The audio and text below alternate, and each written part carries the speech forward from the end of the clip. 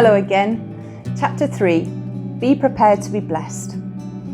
So my time in Bosnia was a very moving, powerful experience, and I know that I grew as a person and as a Christian. I remember going back to the UK, and the things that I thought were my problems before I left for Bosnia were really quite insignificant compared to what the people in Bosnia had been through.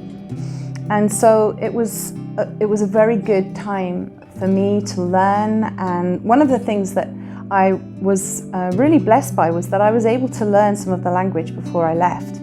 And I want to encourage you, if you're going to get involved in missions, to learn the language. God is a God of communication, and it is so important that we're able to speak with people.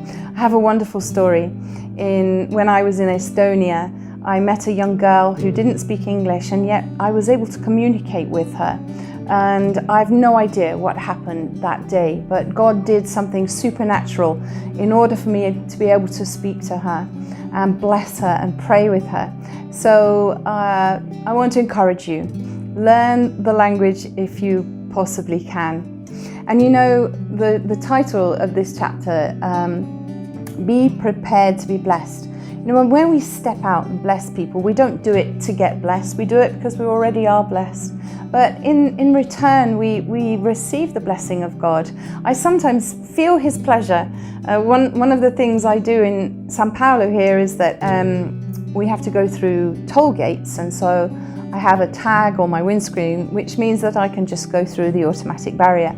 But I make a point of stopping in the queue and waiting, and then when I get to the person taking the money, I say, oh, I have the tag to go through the automatic barrier, but I stopped because I wanted to tell you that Jesus loves you.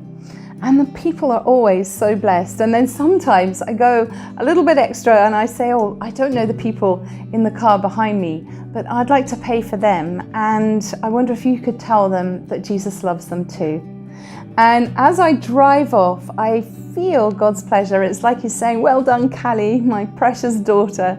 And so I want to encourage you to step out, to bless people, find creative ways, new ways of blessing your friends, your family, your neighbors, the people that God puts in your path.